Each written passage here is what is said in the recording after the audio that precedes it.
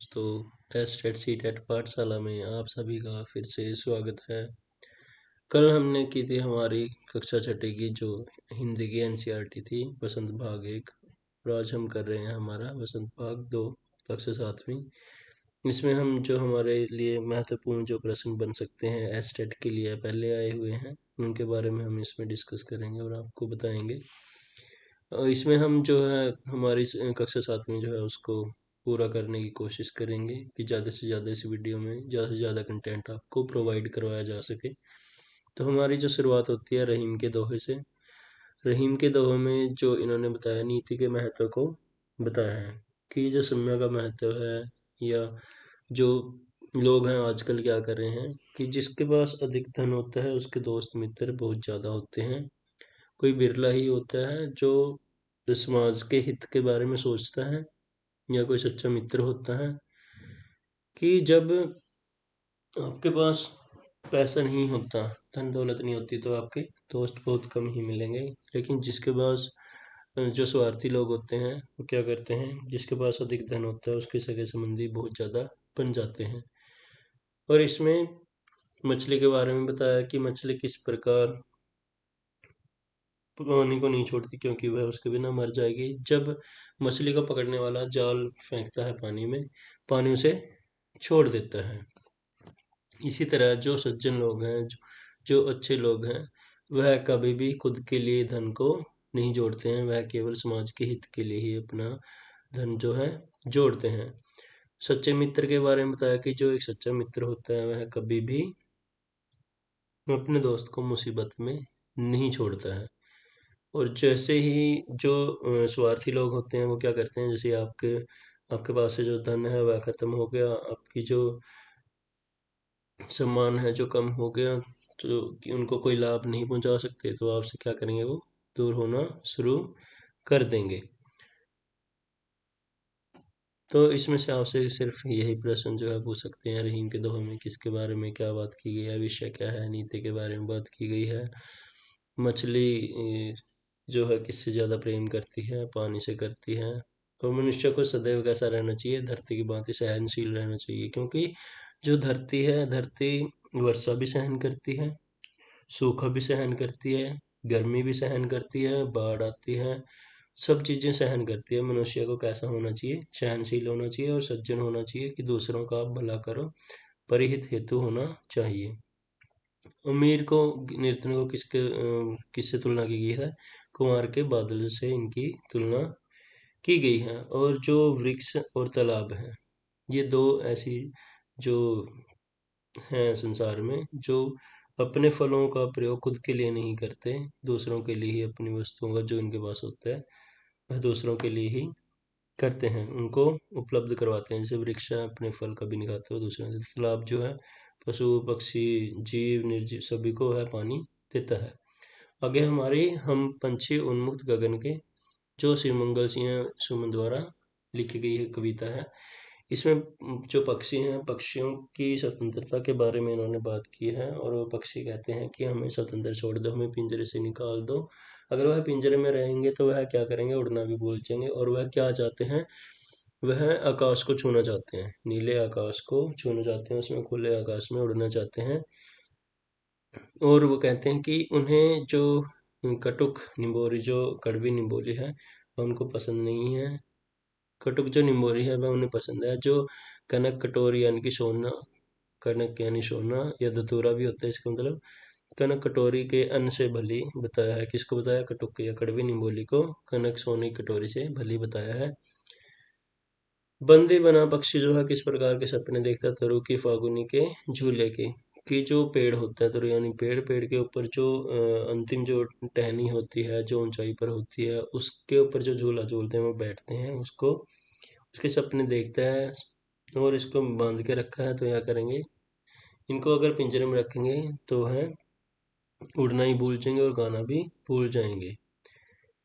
होड़ा होड़ी यहाँ पे कुछ शब्द हैं, इनका अर्थ होता है मुकाबला करना। और वह क्या करते हैं, क्षितिज को छूना चाहते हैं। जहाँ पे धरती और आकाश दोनों मिलते हुए दिखाई देते हैं उसे क्षितिज बोलते हैं।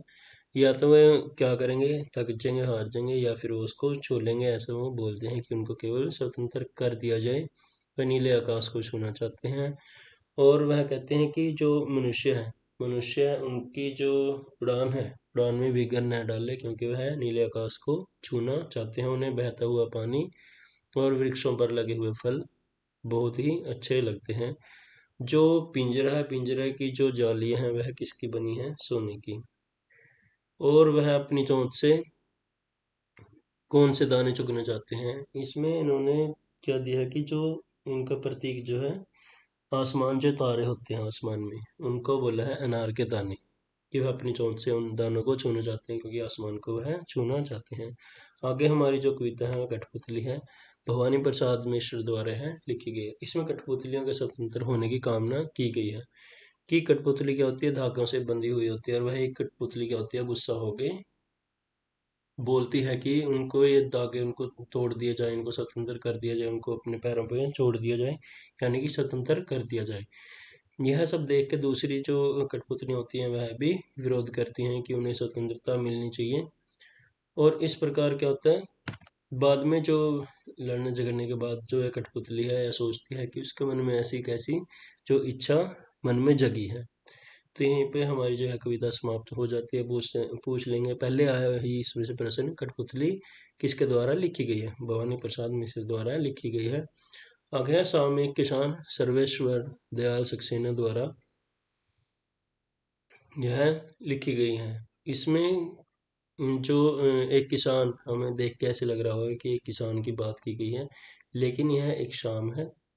जब शाम होती है, सूर्य छिपने वाला होता है, उस समय की यह बात है। और वह पर्वत को देखते हैं कि पर्वत ऐसा लग रहा है जैसे कि एक किसान बैठा है। शाम के समय जब दिन पूरा दिन काम करने के बाद विश्राम करता है एक किसान, तो वह ऐसा ही लग रहा है कि एक पर्वत बैठा है और विश्राम कर रहा है। और उसके ऊपर जो आकाश है वह लग रहा है कि उसने सिर पे साफा बांध रखा है।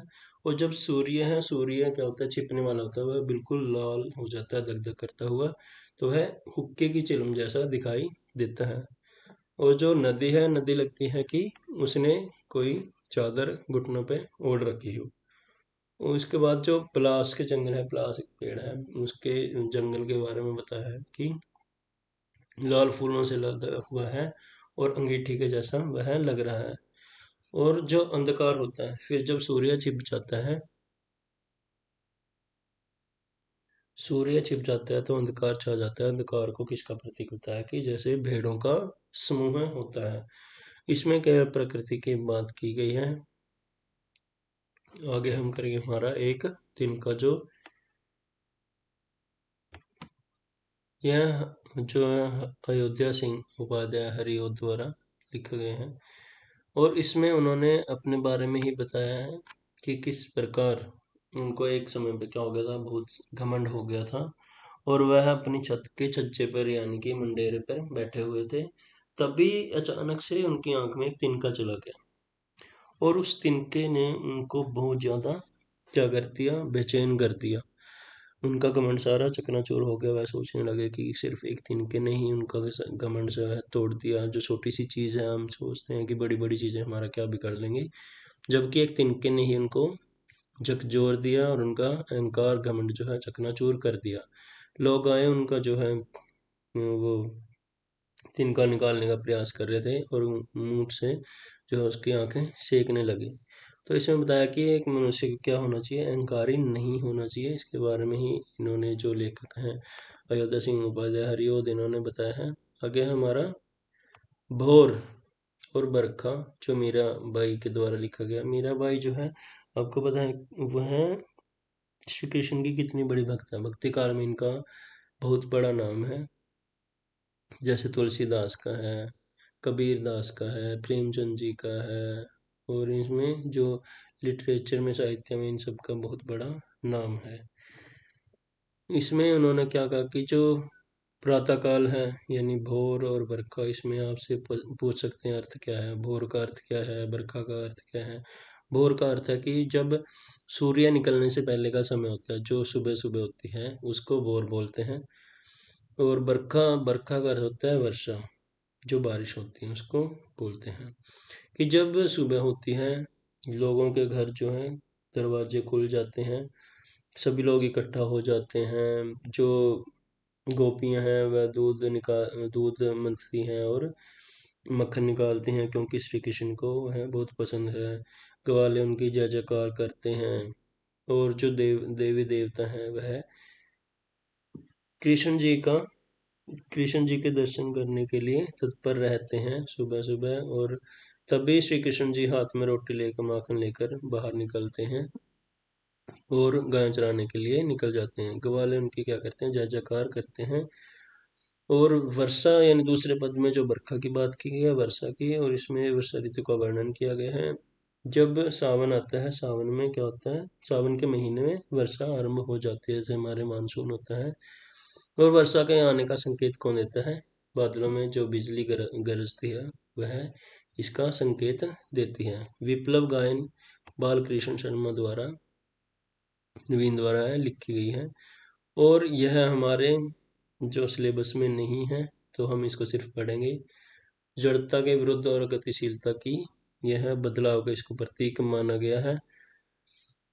अवीणा में मधुर संगीत के स्थान पर क्रांति और संघर्ष के जो है गीत गूंजे हैं। नवयुवकों को आह्वान चिंगारी उगलेगा कि इनको है जो गीत है यह है क्रांति और संघर्ष का गीत है। महाविनाश की लहरें महानाश का गीत गूंजेगा, ये गीत के बारे में है। विप्लव गीत जो गायन है कि जो बच्चे हैं जवान हैं वह क्या करेंगे, स्वतंत्रता की संघर्ष करेंगे, स्वतंत्रता के लिए पुराने विचारों को वह छोड़ देंगे।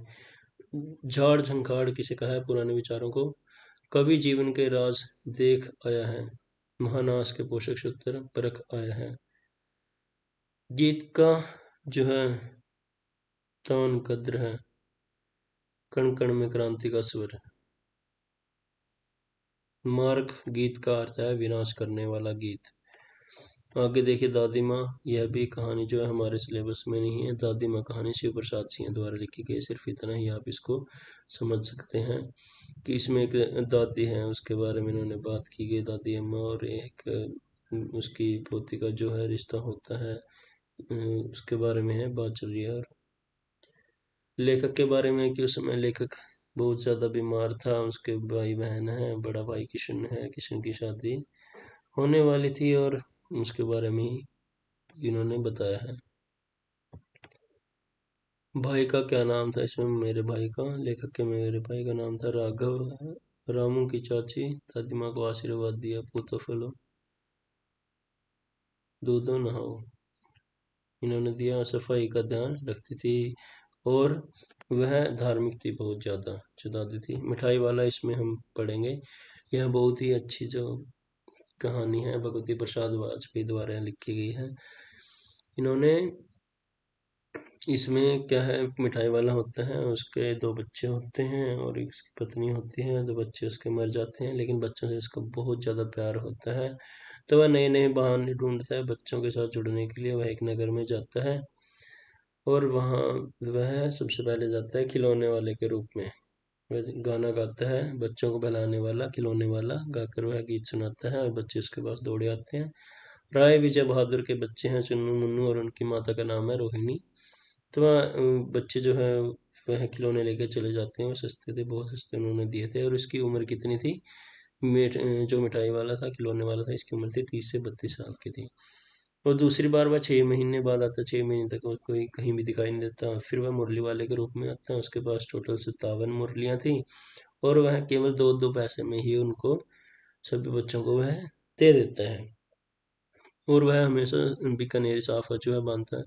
लेकिन जो रोहिणी है, जो चुन्नू मुन्नू की मम्मी है, वह सोचती है कि इस आवाज़ को उन्होंने पहले कभी सुना है, तो सोचती है कि ये तो खिलौने वाला है। फिर वह चला जाता है, 8 महीने तक वह कहीं भी दिखाई नहीं देता। उसके बाद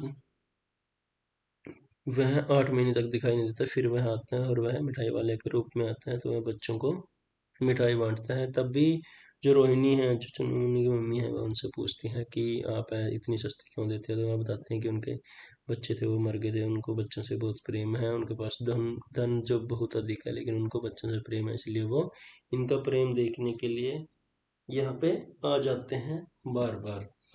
तो यहाँ पे यही हमारी कहानी समाप्त होती है। उसके बाद चिड़िया की बच्ची जनेंद्र कुमारी है अभी हमारे सिलेबस में नहीं है, आप इसको पढ़ सकते हैं। कंचा भी नहीं है जो हमारे, या बाल मनोविज्ञान मनोवृत्ति और सुलभ चेष्टा का वर्णन इसमें किया गया। कंचा अप्पू कंचे न मिलने पर परेशान है।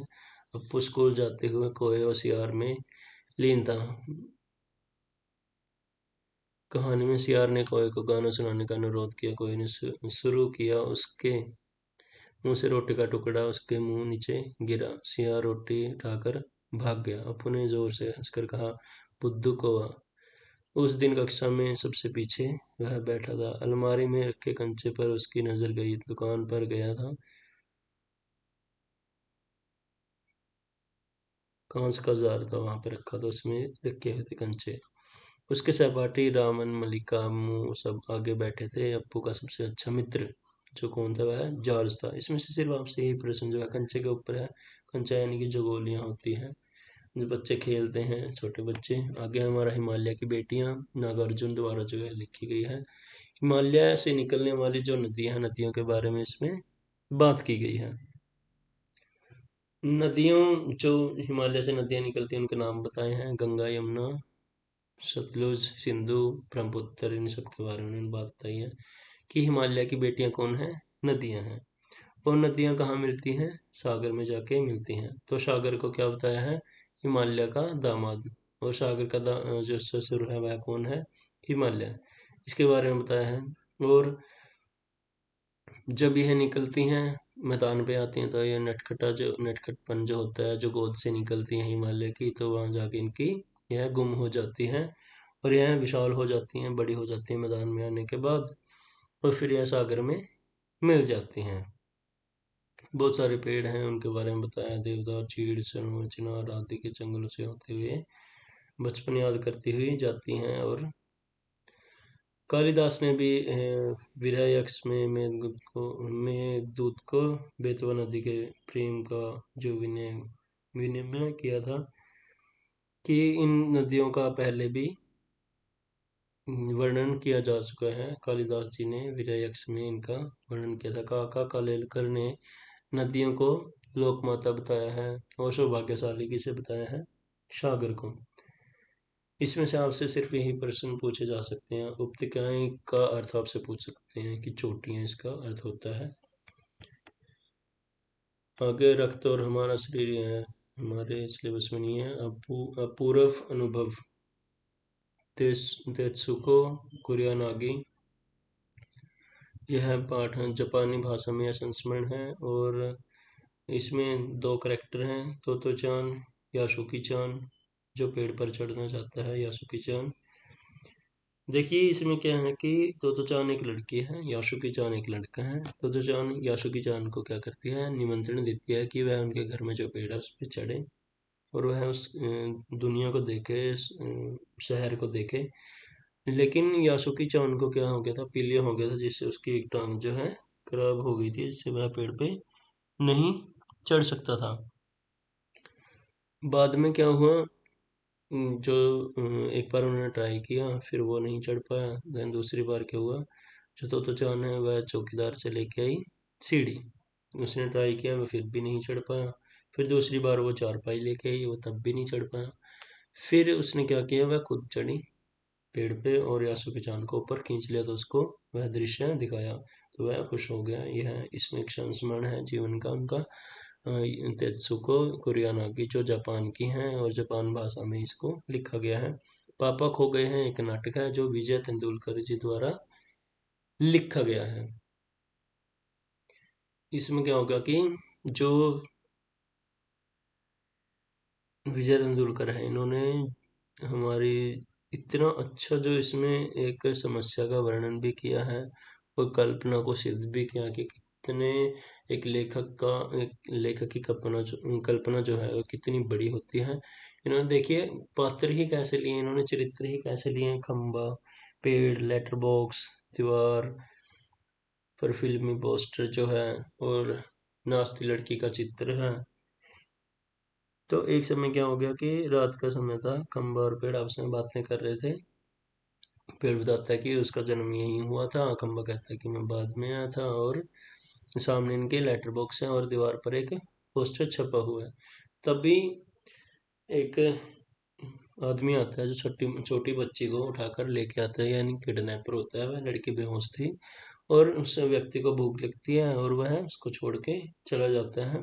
लेकिन जब वह वापस आता है तो वह लड़की वहाँ पे पेड़ के पीछे छुप जाती है।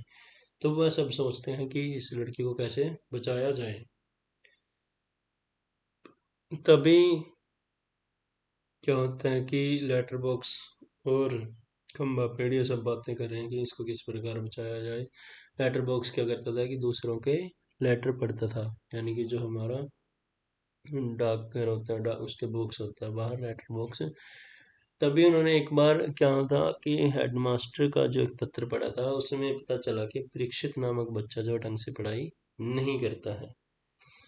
उसी समय कौवा आया। कौवा ने बोला कि इस लड़की को कैसे बचाएं। कौवे का सुझाव था कि झुककर दुर्घटना दृश्य बनाते हैं, तभी पुलिस आएगी, लोग इकट्ठा होंगे और इस लड़की को बचा लेंगे। लेकिन कौवा क्या करता है, लेटर बॉक्स निकालता है, पापा खो गए हैं, तो वह सब फेंकता है और सभी लोग वहां पे इकट्ठा हो जाते हैं और तभी उस लड़की को बचा दिया जाता है। लाल ताव इसमें लेटर बॉक्स को कहा गया है। सुझाव किसने दिया था? कौवे ने दिया था।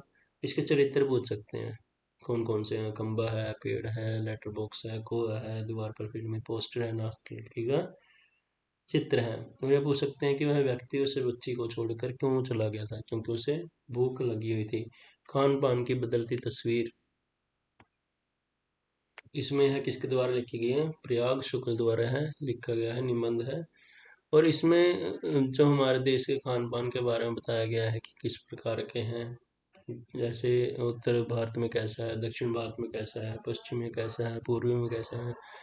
तो इसमें उत्तरी उत्तरी संस्कृति के बारे में, जो उत्तर में खाना खाया जाता है वह ढाबा संस्कृति है और इसमें क्या आता है, दाल रोटी व साग आता है। लेकिन आज के समय में क्या है, जो फास्ट फूड लोग खाने लगे हैं, तुरंत भोजन जिसे कहा जाता है, जैसे hot dog, burger, chow mein, pizza, ये सब चीज़ें सोप जो है, जो अब इडली डोसा जो दक्षिण भारत में खाया जाता है, ढोकला गठिया गुजरात में खाया जाता है, ब्रेड जो कहाँ से शुरू होते हैं, अंग्रेज द्वारा खाया जाता है, पाव भाजी है जो मुंबई में खाया जाता है, छोले कुलचे दिल्ली में।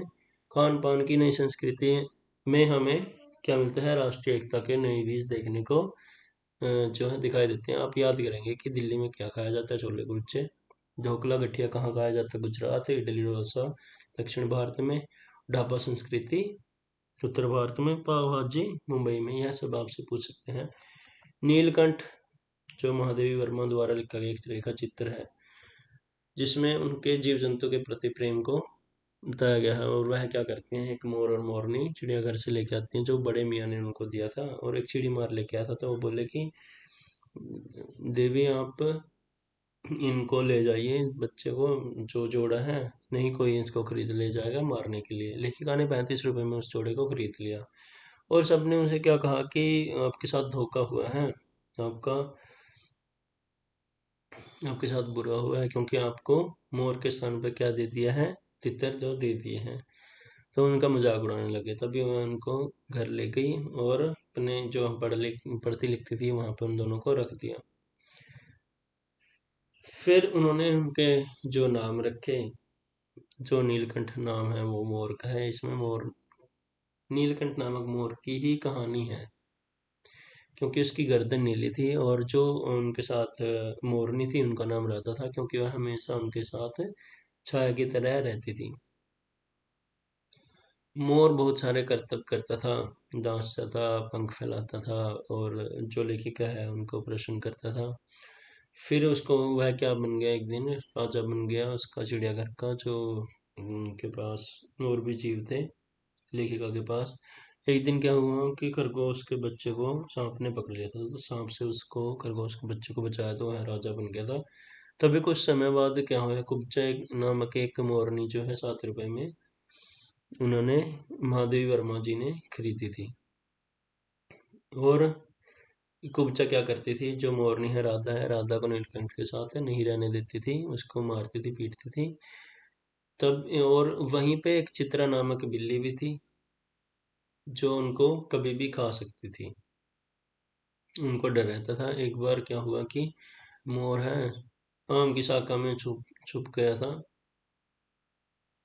और वह भूख से वहां मर गया। तभी अगले दिन क्या हुआ कि उन्होंने, जो महादेवी वर्मा जी हैं, उन्होंने उसको गंगा नदी में जो है बहा दिया और वह घर आई। तभी जो कुजली कुतिया है उसने कुब्जा को मार दिया था, क्योंकि वह राधा को तंग करती थी। जो चिड़ी मार है जो यह इन दोनों को लेके आया था, वह कहाँ का था? शंकरगढ़ का रहने वाला था। चित्रा एक बिल्ली थी, नीलकंठ की गति गर्वीली थी, और विदेशी जो महिलाएं हैं उन्होंने नीलकंठ को क्या उपाधि दी थी? परफेक्ट जेंटलमैन की उपाधि दी थी। वीर कुंवर सिंह के बारे में हमने पहले पढ़ा था, जब हमने कक्षा छठी में हमारी झांसी की रानी जो कविता पढ़ी थी, जो सुभद्रा कुमारी चौहान जी द्वारा लिखी गई थी। इनमें उनके पिता का नाम है साहबजादा, माता का नाम है पंचरतन कुंवर, और कहाँ जन्म कहाँ होता है इनका? जगदीशपुर में गांव में हुआ था। वीर कुंवर सिंह को क्या खेलना पसंद नहीं था? चौपड़ खेलना पसंद नहीं था। यह 1857 की क्रांति में जो इन्होंने भाग लिया था बढ़ चढ़कर, इसलिए इनका नाम यहाँ पे लिया गया है। इसमें बहुत सारे वीर थे, सैनिक थे, मंगल पांडे थे जिनको फांसी दे दी गई थी, नाना साहेब थे, दंदोपंत थे, अजीमुल्ला थे, और भी थे। तो इन्होंने अंग्रेजों को 2 बार हराया था, और छापामार युद्ध में ये निपुण थे। डगलस की गोली इनको लगी थी। इनको कुश्ती खेलना पसंद था, तलवारबाजी पसंद थी, युद्ध कला में यह निपुण थे, और इनको चौपड़ खेलना बिल्कुल भी पसंद नहीं था।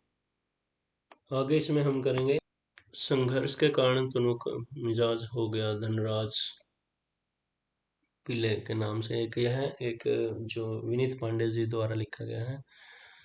इसमें उन्होंने क्या उनका इंटरव्यू लिया था, यानी साक्षात्कार की है। यह जब वह 35 वर्ष के हो गए थे तब की है। हॉकी के महान खिलाड़ी धनराज पिल्ले, और उनके जीवन के बारे में इसमें बताया उन्होंने जब इंटरव्यू दिया था, कि वह बहुत गरीब थे, और उनके भैया, बड़े भैया जो हॉकी खेलते थे, उनको ये वहाँ से प्रेरणा मिली, और उनके बड़े भाई ने ही उनको हॉकी दी थी, और वह बहुत अच्छे जो है खिलाड़ी बन गए थे।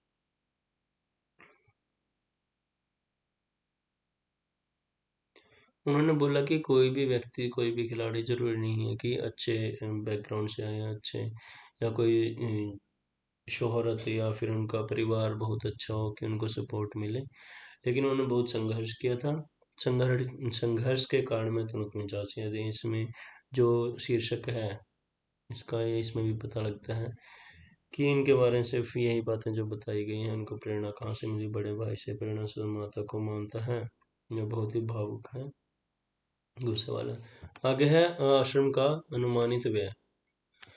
यह मोहनदास करमचंद गांधी जी द्वारा लिखा गया है, जो उन्होंने अहमदाबाद में इस आश्रम को खोलना चाहते थे उस समय पे, आज़ादी के समय पे। और यह फिर बाद में कहाँ किस नाम से जाना गया? साबरमती आश्रम के नाम से जाना गया। 1915 में इसको खोलना चाहते थे। और इन्होंने बताया कि पहले वहाँ पे लोग कितने रहते थे? 40 रहते थे। कितने, और बाकी लोग भी आएंगे, 6,000 के लोग बढ़ते ही जाएंगे, और 50-60 भी हो सकते हैं। और रसोई घर कितने होने चाहिए? 3 होने चाहिए। लोगों को क्या सिखाएंगे? 5-6 देसी हरकतों की मांग की थी, हथकरघों की मांग की थी। और उन्होंने बोला कि उनको एक बैलगाड़ी भी चाहिए, जमीन चाहिए, 5 एकड़ के करीब उनको जमीन चाहिए। तो वह उनका एक अनुमानित व्यय था कि कहाँ कहाँ वह खर्च होगा, पैसा कितना चाहिएगा। 6,000 के करीब उन्होंने बताया। 3,000 पुस्तकें होनी चाहिए, 3 रसोई घर होने चाहिए, एक बैलगाड़ी होनी चाहिए, और बाद में इसको साबरमती आश्रम के नाम से जाना जाने लगा था। तो हमारी जो है 7वीं कक्षा की जो एनसीईआरटी हिंदी की है, यही हमारी समाप्त होती है। इसमें से ही आपको प्रश्न पूछे जाएंगे, इनसे बाहर एक भी प्रश्न आपको देखने को नहीं मिलेगा। आप हिंदी पेडागोजी भी करें, क्योंकि वहाँ से भी प्रश्न जो है पूछे जा सकते हैं। तो यहाँ पे हमारी जो है कक्षा 7वीं समाप्त होती है। कल फिर हम आपके लिए लेकर आएंगे हमारी 8वीं कक्षा जो हिंदी की है, जो आपके टीजीटी पीजीटी में एचटेट में काम आएगी, क्योंकि अभी 17-18 जनवरी को हम एचटेट होने वाला है। तो इसकी अभी डेट अनाउंसमेंट नहीं हुई है, लेकिन 4 जनवरी तक जो है आप इसके फॉर्म फिल कर सकते हैं। तो कम से कम समय में आपको ज़्यादा से ज़्यादा चीज़ें जो है प्रोवाइड करवाने की हम जो प्रयास करेंगे ज़्यादा से ज़्यादा, कि आपका काम ज़्यादा से ज़्यादा किया जा सके। और अगर अच्छी लगी हो तो हमारी वीडियो तो लाइक करें और शेयर करें, कि ज़्यादा से ज़्यादा अगर किसी का काम आ जाए। एक प्रश्न भी अगर इनमें से किसी का हो जाता है तो वह मेरे लिए भाग्य की बात होगी।